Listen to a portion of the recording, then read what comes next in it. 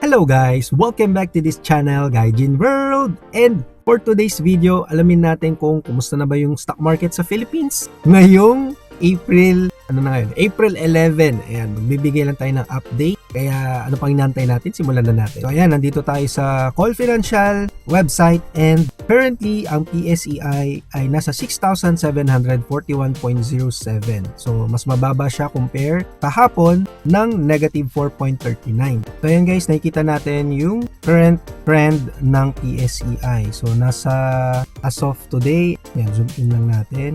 Today is nasa 6,741.07 siya. So sa makikita natin dito sa trend na to is pa downtrend siya, and yung RSI niya, yung relative strength index niya ay nasa 40.29. Medyo malapit na siya mag-oversold. So possibly tignan pa natin ibang mga technical indicators dito like yung MACD. Kahit na malapit na mag-oversold yung RSI niya, mababa pa din ang MACD. Kumbaga malapit siya sa zero, which is nasa ibabaw yung red line, yung downtrend na line. So kung titingnan din natin yung mga moving averages dito, itong mga lines na to, so na-break na niya yung 100 moving average. I think this is 100 moving average. Itong nakikita natin dito, yan, yung line na to, moving average. And meron pa tayong another line na hinahantay dito para mag-break, para masabi natin na tuloy-tuloy itong pagbaba niya. So hintayin natin ma-break ito ng 6,600, as well as ito pa, may isa pa dito. So yun yung mga natin, hihintayin natin kasi ang trend niya ngayon ay downward. So pag ganyan siya, di ba? Kung titingnan naman natin nung medyo mas yung parang bird's eye view niya, no? So yung pinakamababa na na-reach niya before ay nandito sa level na to, which is sa 5,900. Yan, mga 5,900 level, which is noong October 23. Okay? So sa tingin nyo guys, based sa mga nakikita ninyo dito, ano ang assessment natin dyan? Syempre hindi lang naman technical indicators yung dapat nating i-check, di ba? So pero ito na yung opportunity natin para i-ready na natin yung ating mga pambili ng stocks, yung ating buying power para makahanap ng magandang stock. So samahan niyo ako sa mga susunod na araw, maghahanap tayo ng mga companies na worth na pag-invest, okay, na mag-invest tayo sa companies na yon. Ayan, so magandang tool to guys, gamitin niyo yung PSEI or yung charting ng PSEI kung meron kayong Call Financial. So dito natin, pwede tayong mag-note dito, maglagay tayo ng mga pwede nating balikan, like hindi tayo kasi daily trader, no? So dito sa moving average, pwede tayong maglagay ng MA, lagay tayo ng wait lang tayo. Ayan, wait lang tayo dito kasi para makita natin kung itong resistance na ginawa natin is mabe-break niya. Ayan, wait lang tayo dyan. Then dito naman sa moving average, then since downtrend siya, dito sa RSI, since downtrend siya, ito wait din kasi wait to oversold. So ang oversold niya is nasa bandang 20, itong area na to, 20. So nasa na siya ngayon, 40. Okay, and then dito naman medyo mukhang matagal pa yung tinan nyo, matagal pa ang pag bumaba siya ng negative or below zero. Ayan, no? Medyo mukhang matagal pa bago ito makaahon kasi nandito pa lang siya papunta pa lang siya ng zero. Ayan. So dito din mag-wait din tayo dito. Hold lang kumaga. Ayan. Dito sa MACD, wait lang tayo dyan. Okay, pwede nating save to para mababalikan natin. Save layout. So sa portfolio naman natin, makikita natin dito na medyo downtrend or mas mababa ngayon ang Ayala and yung AREIT, yung Ayala Real Estate. So nasa negative 5.76% yung ating ibinaba dyan. And yung AREIT is nasa negative 2.64% according sa ating portfolio. Pero yung iba halos green pa rin naman. So dun kayo mag-focus sa mga companies. Although red naman yan, okay lang yan kasi itong pinili nating mga companies na to ay subok na matibay, subok na matatag. And pati yung Call Financial, kahit bumaba na yung PSEI, ay meron pa rin tayong 7.15% na gain sa Call Equity Index Unitized Mutual Fund. Pero yung kabuuan ng ating portfolio ay medyo bumaba. So naging 77552, which is ang target goal natin for this month ay nasa 500,000.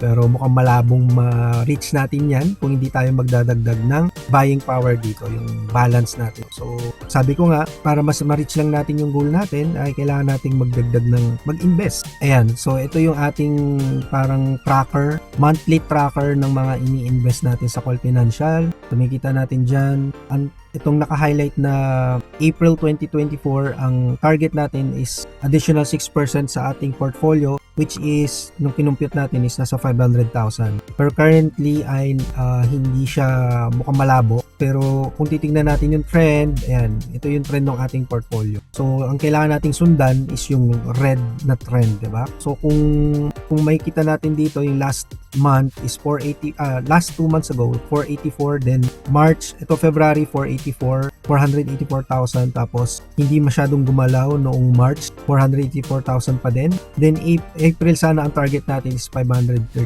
Ayan. Kaso bumaba nga yung PSEI. So affected talaga yung mga stocks natin kapag ganun. According naman sa analysis ng Call Financial, so hinihintay nilang mag-break yung 6,780, which is mukhang mabi-break na niya.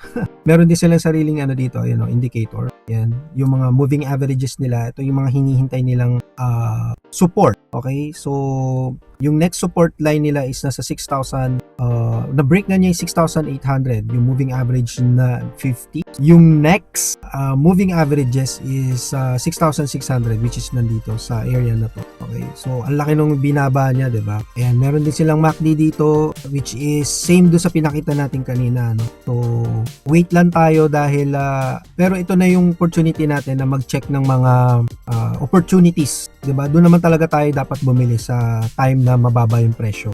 As of today, April 11 at around 12 noon, ayan, ang PSEI, ayan, ang PSEI ay nasa 6,689.75. Medyo mas bumaba pa siya ngayon, Kaya dun sa mga gustong mag-invest sa stock market, make sure na pipili kayo ng mga companies. Although hindi ko naman talaga hindi ito parang financial advice. Kumbaga, pa rin nyo yan, discretion nyo pa din ito, pero pumili kayo ng mga companies na alam ninyo na kahit na bumaba yung stocks, hindi siya ganun maapektuhan or mas madaling makakabawi. Okay, so pinapakita ko lang sa inyo kung ano yung kung saan ako nag-i-invest, like Ayala Corporation, A-REIT, Jollibee, Monde, SM. Nabawasan na nga to kasi noong time na kumikita na yung mga stocks natin, panay naman ng benta ko. So hindi lang tayo bili ng bili, nagbebenta din tayo kapag may opportunity. And for today, ayan. So pinakita nga natin kanina na medyo downtrend itong PSEI. Ayan. So today is nasa 6,690 siya. So speaking of opportunities, kung kailan ka magbabuy and sell at kung ano yung ibabay na companies. So merong investment guide si Call Financial na from time to time ina-update nila ito. So as of April 5, meron silang mga list of companies dito na sa tingin nila is time to buy or hold. Okay? So dito pwede tayong mamili. Fundamentally, ito yung isa sa mga pwede nating i-check. Dun sa mga walang time na mag-analyze, so si Call Financial nagbibigay siya ng sarili niyang analyzation. Ganun din sa fundamental and technical side. Ito, tignan muna natin tong fundamental investment guide nila. Kung bakit natin sinasabing fundamental, kasi nagbibase siya sa performance ng company. Like yung presyo, yung growth nito as a company. So meron siyang mga numbers na nakikita natin dito. So hindi naman natin kailangan sauluhin lahat ito. Kumbaga, binibigyan lang nila tayo ng idea para mas meron tayong confidence sa pagpili ng companies na kung saan tayo gustong mag-invest. And for me personally, ang tinitingnan ko muna is first yung presyo. Presyo kasi kaya ba ng budget ko mag-invest sa company na yon. So let's say halimbawa, ako 300 pesos per share yung kaya kong i-invest sa isang company. So titingnan ko ngayon yung presyo. Maghanap ako ngayon dito sa presyo kung merong company dito na nag-range dun sa 300 pesos. So let's say ito, International Container Term, 326 pesos per share. So pangalawang titingnan ko, yung first is yung 300 peso price, kung kaya ko ba. Okay. Next is, yung titingnan ko is yung company mismo. International Container Term. So ngayon ko lang siya narinig, hindi pa ako familiar sa kanya. Kaya ang rule natin dyan, huwag ka mag-i-invest sa companies na hindi mo talaga siya totally naririnig or nagagamit. Kumbaga, kailangan familiar ka talaga dun sa company. So, for now, i-hold ko muna, kumbaga, skip ko muna siya. Hindi mo na ako mag-invest sa kanya. So, hanap pa ako ng ibang mga, yung kaya ng budget ko. So, yan, let's say, Manila Electric Company, nasa 354 pesos per share. And yung current or call rating niya is buy. So, ayan, i-analyze pa natin mabuti ito. So, number 1, yung presyo. Kaya ba ng budget ko? Number 2, yung company itself. Kilala ko ba to? Ginagamit ko ba to? Mas magkakaroon pa tayo ng detalyadong pag-check gamit itong mga fundamental and technical analysis. Importante yung technical analysis para dun sa mga walang time na katulad ko na talagang pag-aralan yung performance ng isang company. Okay, so kanina chinek natin yung MER or yung Manila Electric Company and ginamit natin yung fundamental analysis ng Call Financial. Meron din silang technical analysis for companies na sa tingin nila buying or selling yung trend mode niya. Okay? Or kung uptrend or downtrend. So dito naman natin titignan kung nagtutugma yung financial or yung fundamental analysis pagdating sa MER or yung Manila Electric Company. So search natin, dito nyo rin makikita yung mga prices ng bawat company, kung magkano yung kanyang target for short term, medium term, and high and low for 52 weeks. So, ginagamit itong mga values na to para ma-assess natin kung ano yung trend niya, kung uptrend ba siya or downtrend, and gagamitin natin yun as support and resistance para malaman natin kung is it time to buy or sell. So, hanapin natin yung MER. Ayan, MER. Dahil napakadaming companies nito. So, kunwari nga ay gusto kong bumili ng MER pero gusto ko munang makita yung kanyang fundamental and technical analysis. So, ayan, nakita natin yung Manila Electric Company dito. And sa fundamental, sabi niya buy.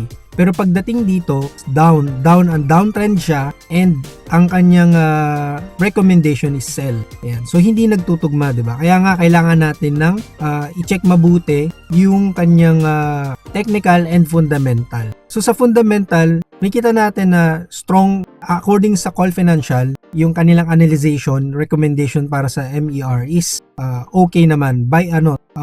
Good to buy siya. Pwede kang bumili. Pero since hindi ganun nagtutugma pati sa technical analysis, downtrend siya and sell siya, and makikita nyo naman kung kailan dito inanalyze ng Call Financial, kung kailan nila ni-release yung kanilang analysis for each company, magkaroon kayo ng spreadsheet para matali nyo lahat ng buy versus sell or buy versus yun nga, trend or downtrend. Yun, kailangan magkaroon kayo ng tali nun kung ano ba yung mas marami. Mas marami bang downtrend signal or mas marami bang uptrend signal? Saka kayo magde-decide. So kung dito may kita natin na hindi nga siya buy yung kanyang trend or uptrend, so pag mag-hold muna tayo kung may mga planong bumili ng Manila Electric Company. Hindi naman to financial advice, pero kung akong tatanungin, hold ko muna since yung nakita natin performance ng PSEI kanina, tinitingnan pa natin yung flow niya, yung kanyang trend, nakita naman natin na pababa siya. So maghantay muna tayo hanggang makita natin yung tamang signal para sa RSI, MACD at saka moving average. So abangan nyo guys, at maglalagay tayo ng spreadsheet or tracker para makita natin kung ano ba, iisa-isahin natin kung ano ba yung mga dapat nating i-check para malaman natin kung time to buy or sell, diba? Pero for now, yung PSEI nga ay medyo mababa, nasa 6,600 siya. Nagsara ngayong nasa 6,600 level na ngayong nagsara siya as of March as of April 11 today. Yan guys. So abangan nyo guys, pag-aaralan natin yan dun sa perspective natin. Ako din mismo nag-aaral pa rin hanggang ngayon, kahit na more than 13 years na akong nagko-call financial or gumagamit ng call financial. Pero yun na nga, hanggang ngayon nag-aaral tayo. Huwag tayong mag-stop mag-aral At pagpatuloy lang natin yan. So abangan nyo guys, maglalabas tayo ulit ng panibagong video para mas makita natin kung ano yung mga dapat nating i-check sa pagbabuy and sell sa stock market. Yan, like, share, and subscribe kung hindi ka pa nakasubscribe. Mag-subscribe ka na at hit mo yung notification bell para lagi kang updated sa aming mga susunod pang i-upload ng mga videos at sa iba pa mga topics namin related sa pamumuhay dito sa Japan. Puntahan nyo aming YouTube homepage, i-click nyo yung playlist dahil marami kaming playlist dito na makakatulong sa inyong pamumuhay dito sa Japan. Thank you so much again for watching. This is Alan and I will see you on our next video. Huwag niyong kalimutan i-check yung mga videos na lalabas ngayon dito sa screen. Bye!